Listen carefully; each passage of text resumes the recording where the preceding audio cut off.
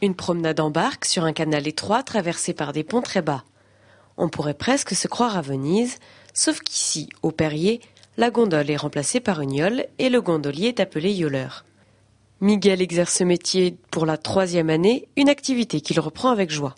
C'est intéressant de faire vivre aux gens l'histoire du Marais à travers les yoles et leur faire découvrir ce qu'est le Marais breton 21 qui est très peu connu des gens en fin de compte. Les yoleurs doivent donc connaître la faune et la flore du Marais et son histoire pour satisfaire la curiosité des touristes.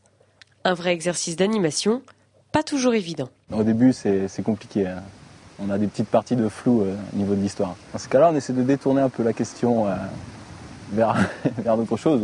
On peut avouer qu'on ne sait pas aussi la question, c'est pas un problème.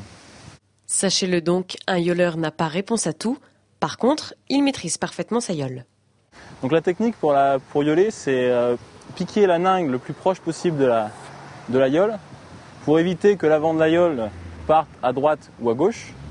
Et ensuite, c'est laisser traîner la ningue droite à gauche, utiliser un peu comme un gouvernail pour, quand on veut tourner, que la yole aille où l'on souhaite.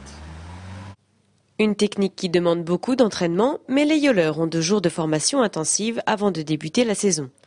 Les promenades s'effectuent en toute sécurité et sans souci, ou presque.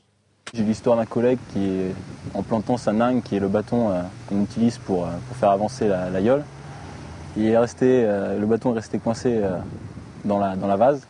Et donc, en voulant le tirer trop loin, il est tombé à l'eau le matin à 10h. Donc c'est toujours marrant.